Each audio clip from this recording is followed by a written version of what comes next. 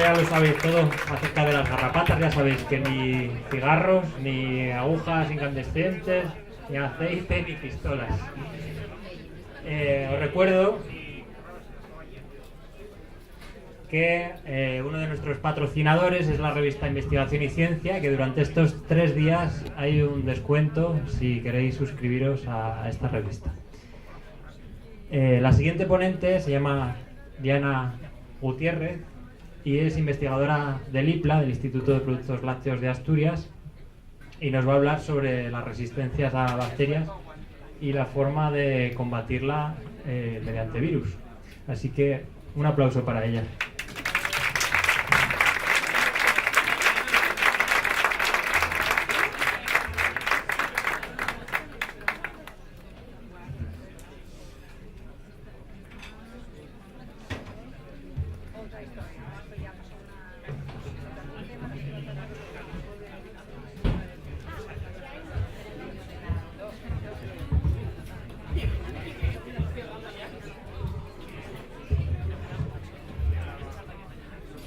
Y mientras se prepara Diana, me recuerdo Alberto que tenéis folletos para informaros acerca de las garrapatas. Si estáis interesados, podéis, los vamos a pasar, va a pasar una persona con ellos si queréis coger alguno. Y tiene también sobre prevención y del SERID. Ahora pasaremos por ellos.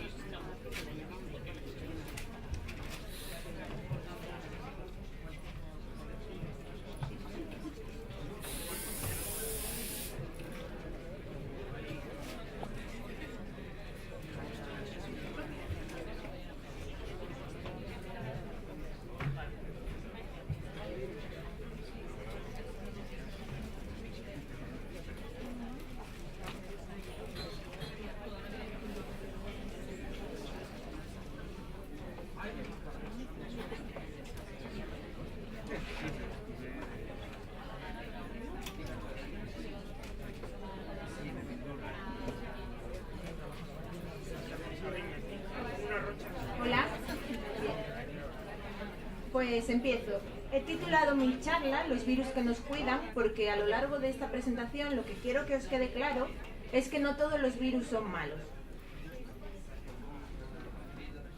Yo trabajo en el Instituto de Productos Lácteos de Asturias, que se encuentra situado en Villaviciosa, pertenece al Consejo Superior de Investigaciones Científicas y está dentro del área de Ciencia y Tecnología de los Alimentos. En el instituto lo que se lleva a cabo es la investigación científica y tecnológica de los productos lácteos. Y tiene 2 líneas de investigación. La primera es investigar sobre las bacterias que pueden ocasionar efectos beneficiosos sobre la salud de los humanos. Y la segunda es estudiar la manera en que se puede mejorar la calidad y seguridad de los alimentos mediante la eliminación de bacterias patógenas. En esta línea es en la que yo trabajo dentro del grupo DailySafe.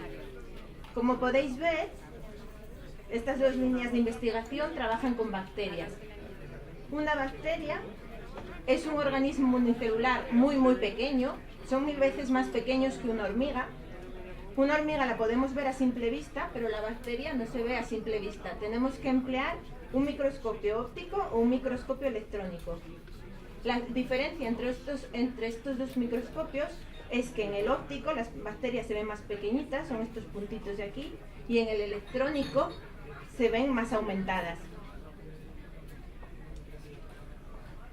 Las bacterias tienen formas muy diversas, como podéis ver en estas fotos: forma de bacilos, forma de cocos, esféricas, espirales.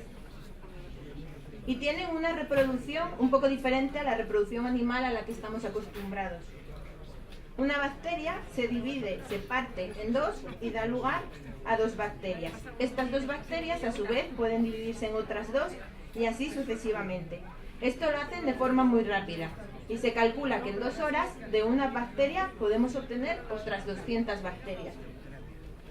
Y son muy abundantes en el planeta. Se estima que por cada humano hay 40 trillones de bacterias.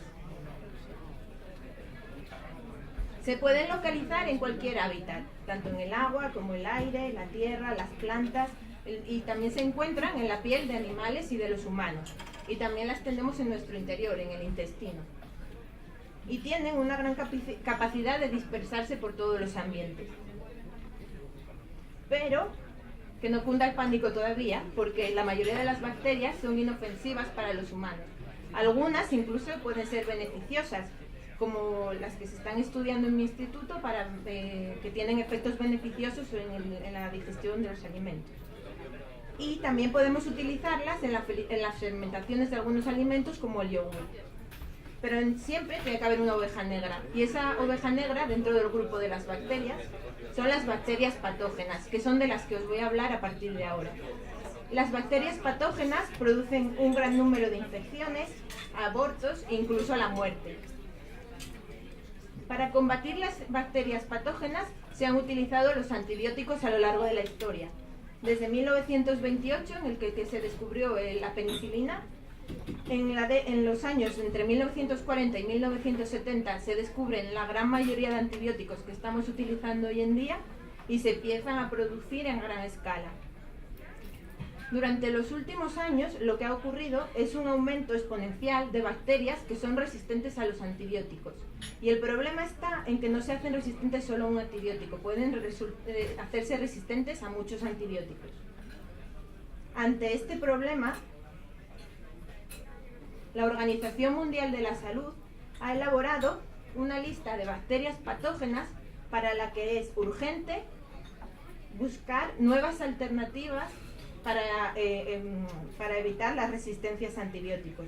Entre estas bacterias os puede sonar coli, causante de infecciones gastrointestinales, estafilococos de infecciones de piel o estreptococos, infecciones de faringe. ¿Pero qué quiere decir que una bacteria se haga resistente a un antibiótico? Cuando nosotros tratamos una bacteria patógena con el antibiótico, una parte de la población va a morir. Pero hay algunas bacterias que mutan y se hacen resistentes al antibiótico. Son lo que se conocen como superbacterias. Estas bacterias sobreviven y cuando se reproducen, toda su descendencia va a ser resistente al antibiótico. Por lo tanto, por mucho antibiótico que nosotros suministremos a esas bacterias, nunca podremos acabar con ellas. Ante este panorama un poco apocalíptico, hay muchos grupos que están investigando alternativas al uso de antibióticos, entre ellos nuestro grupo. Nosotros, la línea de investigación que seguimos es el uso de virus para combatir bacterias. Estos virus, que reciben el nombre de bacteriófagos o fagos, son específicos infectan específicamente bacterias y no tienen nada que ver con otros virus que infectan humanos que nosotros conocemos, por ejemplo el virus del SIDA, la gripe o la varicela. Los bacteriófagos son completamente inofensivos para los animales, incluidos los humanos, para las plantas, incluso son inofensivos para el medio ambiente. E infectan de manera muy específica a las bacterias. Esto lo que significa es que si infectan a una bacteria, por ejemplo, infecta estafilococos, no es capaz de infectar a otros grupos bacterianos, solo estafilococos. Los bacteriófagos tienen un tamaño todavía más pequeño que las bacterias. Son 10.000 veces más pequeños que una hormiga. Si las bacterias solo las podíamos ver con los microscopios óptico y electrónico, los fagos solo los podemos ver con el microscopio electrónico. Perdón. Aquí podéis ver una foto de una bacteria y estos puntitos naranjas son los fagos, para que os hagáis una idea del tamaño. Tienen forma muy diversa, pero los más abundantes tienen esta estructura: una cabeza, una cola y unas espículas, que es por donde se une la bacteria. Y dentro de la cabeza tienen el ADN. Son muy abundantes en la Tierra. Se calcula que hay alrededor de 4.000 trillones de bacteriófagos por cada humano. Y son parásitos estrictos, lo que quiere decir que solo pueden reproducirse en el momento que se unen a una bacteria. Los bacteriófagos y las bacterias conviven en la naturaleza, y cuando un fago se une a la bacteria, empieza a producirse su ciclo de reproducción. Este ciclo recibe el nombre de ciclo lítico. En primer lugar, lo que ocurre es que el fago se une a la bacteria. A continuación, el fago inyecta su ADN, y es el ADN el que dentro de la bacteria va a hacer que se sinteticen nuevas partículas fágicas. El último paso es que los fagos salen haciendo explotar a la bacteria. Por lo tanto, al final del ciclo de vida de un fago, el fago mata a la bacteria. Y estos fagos pueden infectar potencialmente otras bacterias. Se reproducen muy rápidamente, porque en 2 horas de un fago podremos tener teóricamente 160.000 nuevos fagos. Los fagos fueron descubiertos en 1915 y se usaron un tiempo después para el tratamiento de infecciones en humanos y animales. Pero con el descubrimiento de los antibióticos, el uso y estudio de los bacteriófagos quedó un poco en desuso. En la actualidad, debido a la aparición de bacterias resistentes, se está retomando el estudio de estos virus.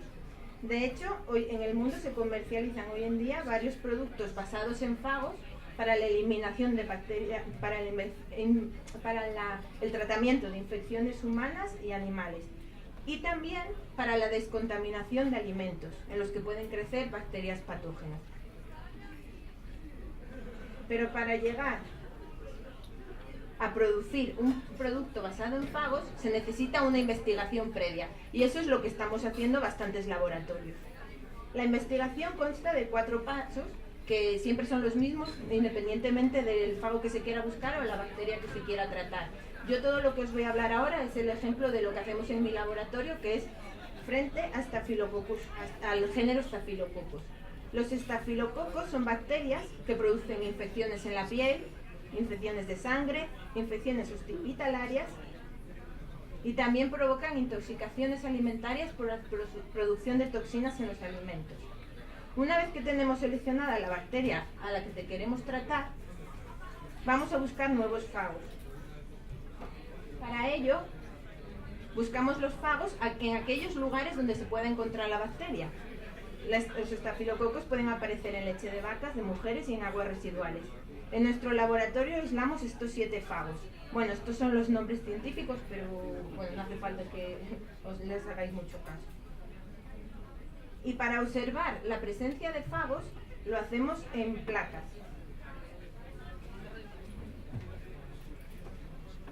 Bueno, os pasará ahora una compañera mía, Roxana, que es mi mano derecha en el laboratorio, mi técnico, unas placas en las que veréis que hay veréis una zona turbia, que es la bacteria crecida, y vais a ver unos puntitos transparentes, aunque aquí se vean grises, aquí los vais a ver transparentes, que son indicativos de la presencia de un fago, ¿vale? Y cualquier bacteria en la que aparezcan estos puntitos, que se denominan placas de lisis, es una bacteria sensible al fago.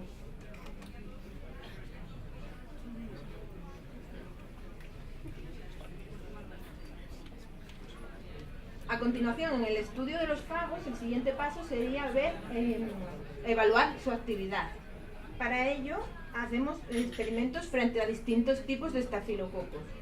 Y vemos que los 7 fagos que nosotros aislamos en el laboratorio son capaces de infectar tanto a estafilococos como a los estafilococos resistentes a antibióticos. Y luego hacemos unos ensayos para evaluar la cantidad de fago que se necesitaría para eliminar un cultivo bacteriano y cuánto tiempo se necesita para hacerlo. Lo que hacemos es infectar un cultivo de 1 millón de bacterias con 10 millones de fagos, es decir, 10 veces más de fago que de bacteria. Y usamos estos 2 fagos, pero bueno, quedaros con los colores más que con los nombres, ¿vale? Los resultados se pueden ver en esta gráfica. Lo que tenéis aquí es el número de bacterias que hay en cada tiempo. Cada uno de estos puntos representa el número de bacterias que hay en un tiempo. Y veis que en el caso del fago rojo se consigue la eliminación total de las bacterias a las 8 horas. Sin embargo, el fago verde consigue la eliminación total a las 6 horas. Esto es dependiente totalmente del fago que estemos utilizando. Y finalmente, como os he hablado hasta ahora, lo que ha ocurrido es que las bacterias se han hecho resistentes a los antibióticos. ¿Existe la posibilidad de que una bacteria se haga resistente a un fago? Pues lamentablemente la respuesta es sí. Las bacterias se pueden hacer resistentes a un fago. Pero cuando se elabora un producto basado en fagos, lo que se suele hacer son mezclas de fagos. De manera que si una bacteria se hace resistente a un fago, en esa mezcla sigue habiendo otras bacterias, otros fagos que pueden infectar a la bacteria, de manera que siempre podríamos eliminarla.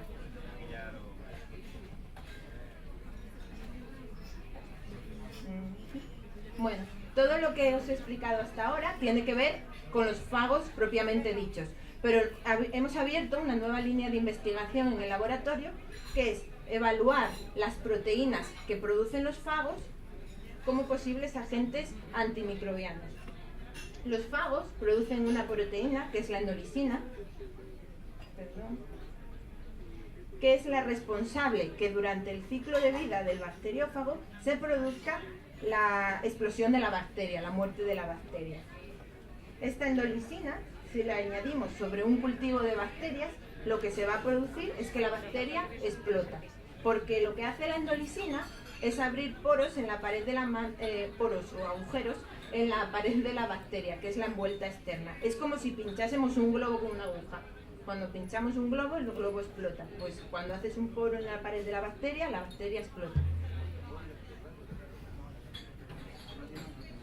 Nosotros estamos trabajando con endolisinas de fagos que infectan a Staphylococcus. Estas endolisinas eliminan a todos los estafilococos, incluidos a los estafilococos resistentes a antibióticos. Tienen la ventaja de que no generan bacterias resistentes, son capaces de eliminar a todas las bacterias y además eliminan a las bacterias en muy pocos minutos. Os voy a enseñar un vídeo en el que veis cómo lisan las bacterias. Bueno, como es muy rápido lo vuelvo a poner ahora mismo. Las bacterias son estos puntitos negros y veréis que se van a transformar en estos puntitos grises porque han explotado, ¿vale? A ver. Es muy rápido. Ahora, veis que van explotando todos los puntitos. Y este es el tiempo, que es 1 hora, y bueno, las bacterias han explotado en los 30 primeros segundos. ¿En qué ámbito se pueden aplicar los bacteriófagos o las endolisinas de los fagos? Se pueden aplicar tanto en el sector hospitalario como en el sector alimentario y pueden utilizarse para el tratamiento y también la prevención de infecciones tanto en humanos como en animales. Y también en el sector alimentario se pueden utilizar para evitar la contaminación de los alimentos. Esto es, utilizándolos como desinfectantes en las superficies donde habitan los animales, en el propio animal o en las superficies de las industrias alimentarias que están en contacto con el alimento. O una vez producido el alimento se pueden utilizar los fagos y sus proteínas para eliminar las bacterias patógenas que pueden estar en ellos. Y a continuación he preparado un pequeño experimento que consiste en la obtención y purificación de la endolisina. Bueno, para obtener la endolisina está producida por un bacteriófago, pero se produce en cantidades muy pequeñitas. Entonces lo que nosotros hacemos en el laboratorio es modificar genéticamente una bacteria, le introducimos un fragmento de ADN del fago para que se produzca en el interior de la bacteria esa endolisina. De esta manera conseguimos que se produzca mucha cantidad de endolisina. Pero ¿qué pasa? Que la endolisina no está sola, porque también viene acompañada con otras proteínas que genera la bacteria y tiene otros contaminantes.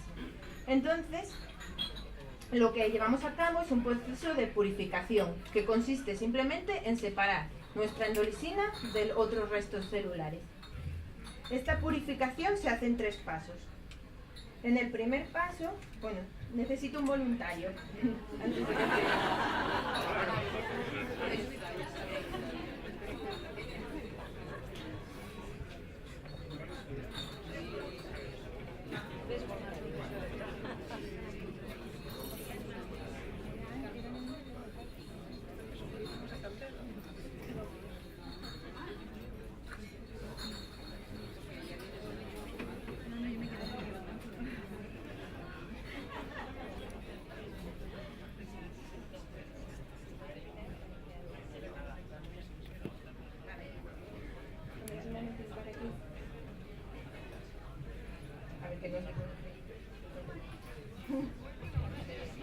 A ver, el primer paso, vamos a pasar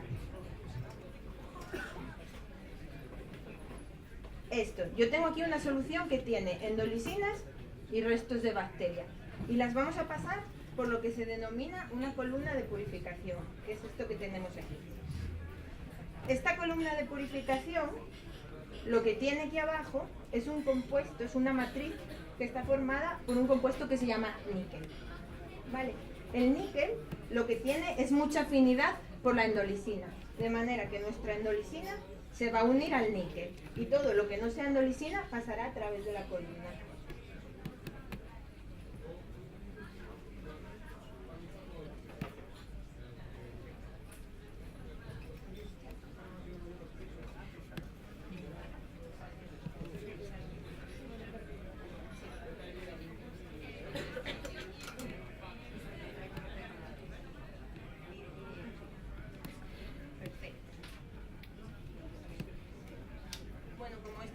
Como esto tarda un poco en bajar, lo que hacemos es ayudarlo a bajar más rápidamente.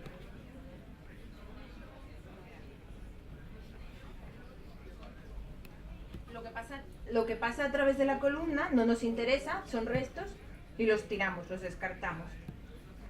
El siguiente paso es un paso de lavado. Este paso de lavado es para asegurarnos que quitamos completamente todos los desechos y lo único que queda pegado al níquel es nuestra endolisina.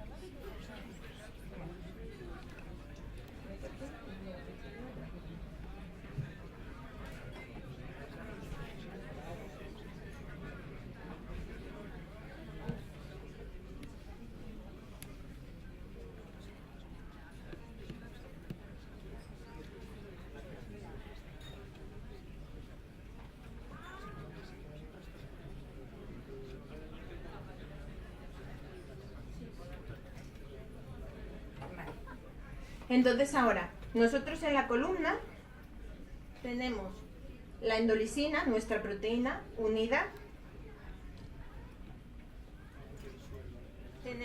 Lo que tenemos es nuestra proteína unida al níquel. Y entonces ahora hacemos un último paso. En este último paso añadimos una solución, este líquido, que tiene un compuesto que se llama imidazol, que tiene más afinidad por el níquel que nuestra proteína. De esta forma, lo que es nuestra proteína, el imidazol se unirá al níquel, nuestra proteína se suelta y es lo que recuperamos al final. Entonces, con esto ya es con lo que nos quedamos.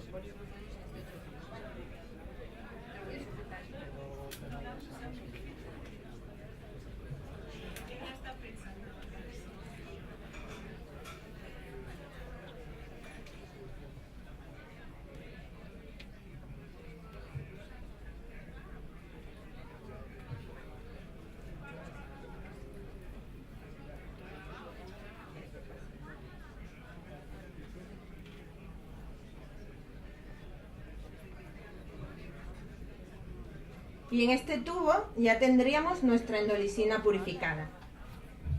Y ahora, lo siguiente que haríamos sería un ensayo para tratar a las bacterias. Entonces, en este tubo de aquí tenemos un cultivo bacteriano. Supongo que no lo veis, pero está turbio.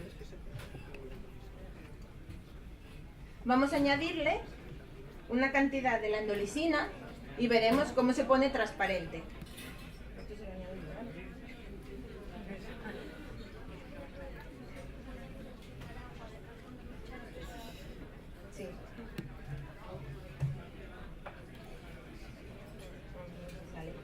¿Me podéis poner el vídeo?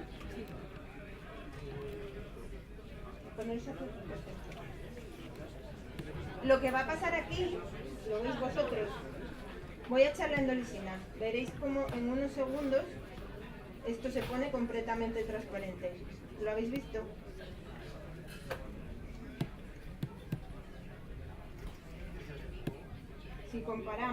Si comparamos el tratado con el control, uno está transparente y el otro turbio. De todas formas, tengo un vídeo.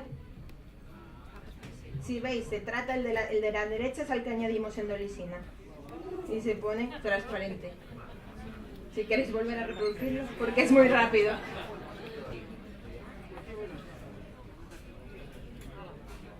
Y por mi parte nada más. Muchas gracias.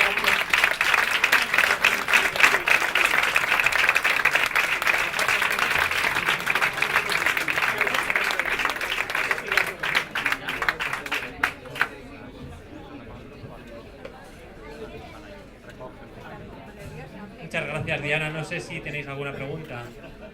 ¿Alguien tiene alguna pregunta? Sí.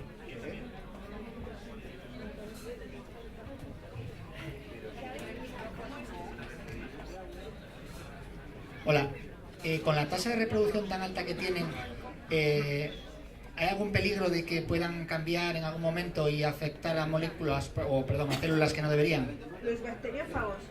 Sí. ¿Te refieres a infectar a humanos, por ejemplo? ¿Alguna célula humana que deseemos que no infecten? No.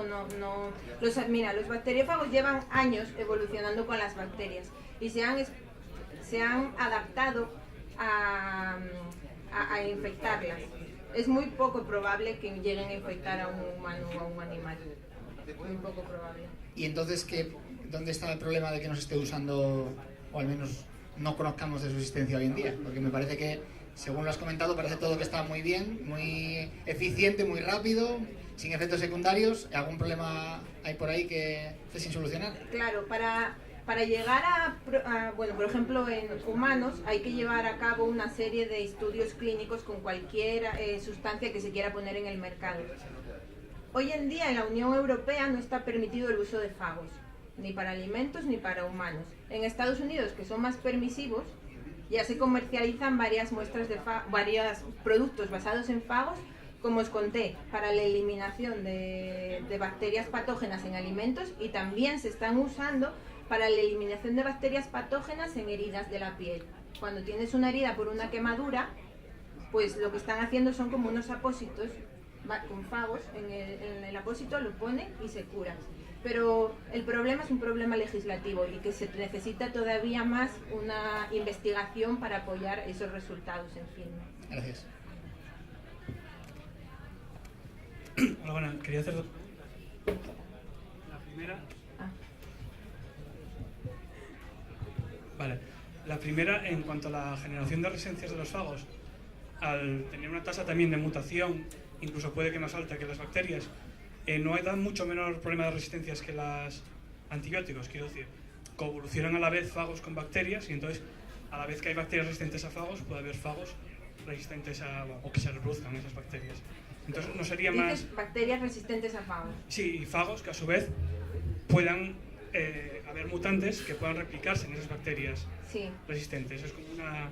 Sí. Entonces son más efectivos a ese nivel, ¿no?, que antibióticos. Claro. ¿Sabes lo que pasa también? Cuando una bacteria se hace resistente a un fago, a la bacteria le supone un coste muy elevado. Por eso se usan mezclas de fagos, ¿no? Que luego un fago mute y se puede hacer... Bueno, puede pasar, pero tiene que haber un número de fagos tan alto en una muestra para que las pueda eliminar, que no, bueno, aunque tuviésemos una mutación, pues tendría que darse el caso que esa mutación se replique en la bacteria y aumente el número para poder ser efectiva. Lo que os quise transmitir con lo de los pasos a la hora de seguir los bacteriófagos es que es muy importante tener en cuenta la dosis, el número de fagos que tenemos que aplicar para eliminar a las bacterias. Entonces ahí es bueno, a lo que voy, ¿no? Que tienes que tener un número de fagos suficientemente alto para poder eliminar a la bacteria. Sí, me recordaba a la combinación de fármacos antirretrovirales, por ejemplo, que usan combinaciones para tal. Y la última pregunta era, teniendo en cuenta que en países soviéticos se había utilizado ya fagos, ¿no tienen ellos ya colecciones de fagos testados en humanos? ¿O no se conoce? Sí, las tienen, pero como la legislación es un poco laxa en esos países, lo que ha pasado es que han usado un poco indiscriminadamente a los bacteriófagos, y entonces el mundo científico pues no apoya mucho esta postura, ¿no? Pero sí, existen colecciones de fagos y la idea es tener cuantos más fagos mejor para poder eliminar a las bacterias. Vale, muchas gracias.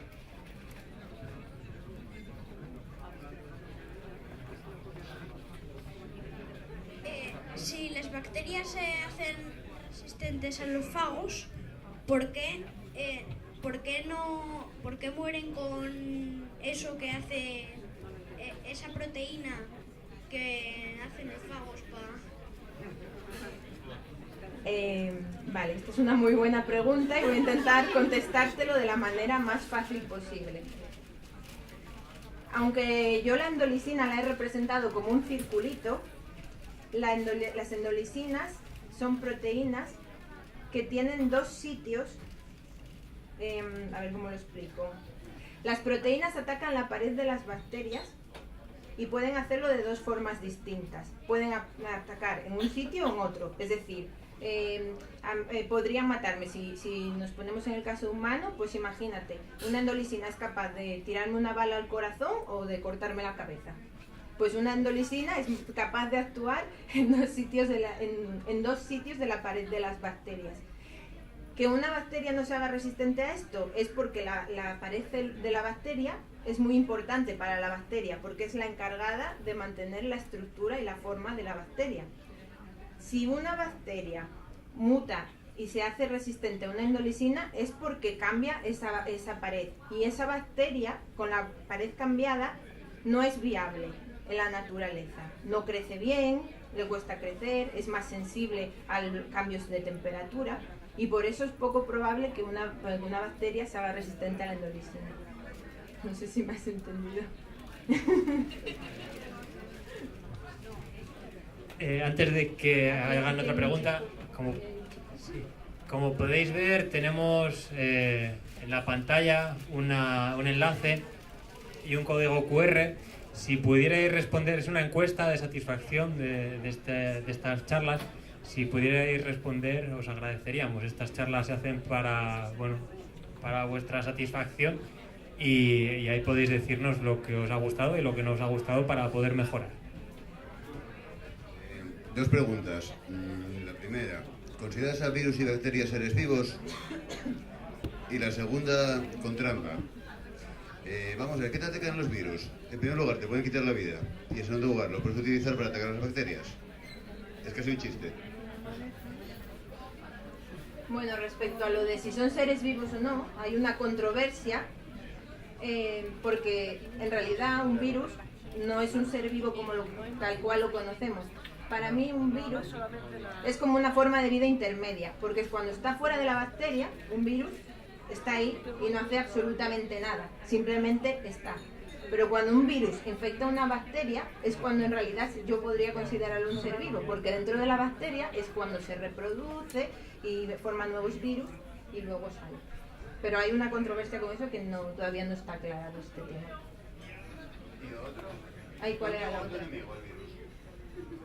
Depende de qué virus. Como los humanos, hay humanos que son mis amigos y otros son mis enemigos.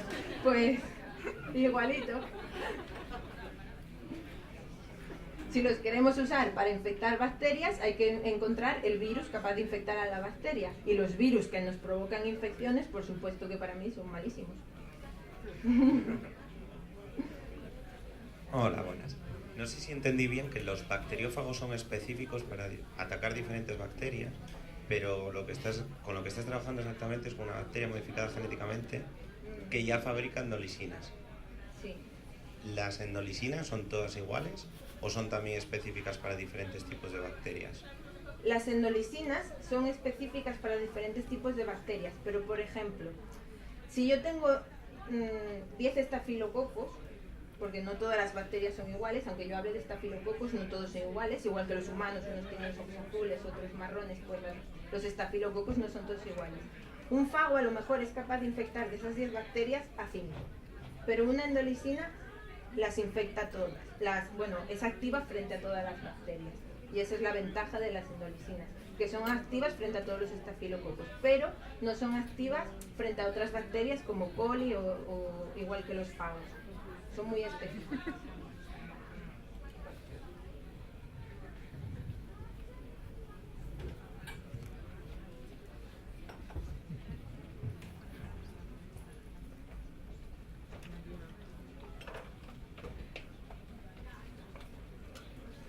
Yo quería preguntar en qué punto se realizaría la desinfección de alimentos con fagos, porque hay algunos estafilococcus que, por ejemplo, causan el síndrome del restaurante chino, y eso es por las toxinas del estafilococcus, ¿no?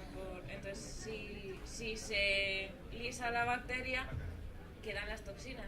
Entonces, Claro, para esos casos en las industrias alimentarias lo que se intenta es prevenir la contaminación de los alimentos. Es decir, el virus se aplicaría durante el proceso de producción de los alimentos, donde están los puntos de contaminación, que pueden ser, por ejemplo, los manipuladores, las personas que trabajan con los alimentos pueden tener estafilococcus en las manos, pues un jabón basado en fagos, un desinfectante para las manos.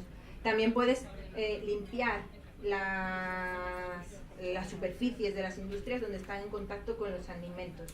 También puedes ir a la materia prima, por ejemplo, a los animales. Bueno, en el sector lácteo, pues desinfectarías, lavarías a las vacas, las ubres, por ejemplo, con un bacteriófago. En esos casos, para evitar la intoxicación por toxinas.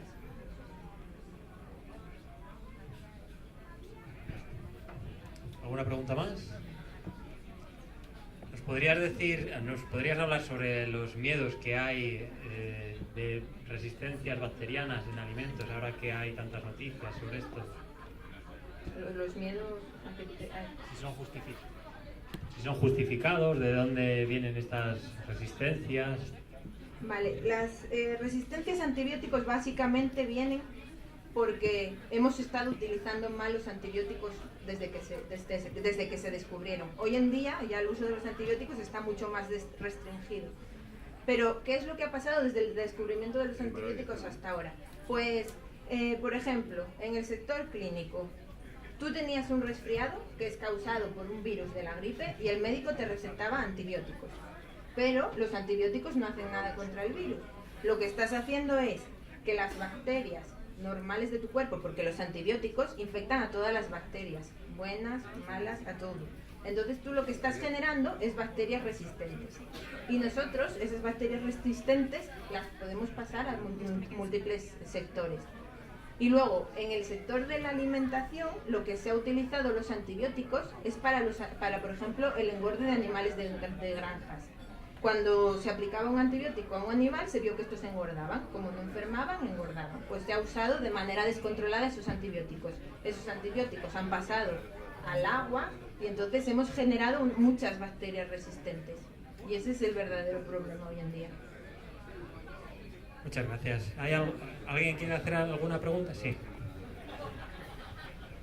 Hola. Hola.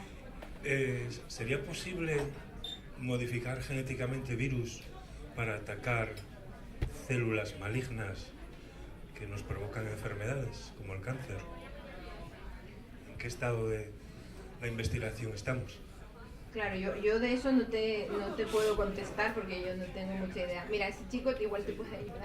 Sé que hay algunos ensayos clínicos y que en Letonia o Estonia, un país de estos, tienen ya un compuesto aceptado, pero de momento en los países occidentales, hasta donde yo sé, no hay ninguno aceptado, pero sí que hay ensayos clínicos con varios vectores. Pero no son bacteriófagos. No, bacteriófagos no, son virus. El de... creo que no, es un virus... de gastroenteritis, el Vale. ruso, pero... Virus que infectan humanos. Sí, modificado. Bacteriófagos en principio no. Bueno, sí da gusto, ¿eh? Este público. ¿Una última pregunta? ¿No? Bueno, pues muchas gracias, Diana.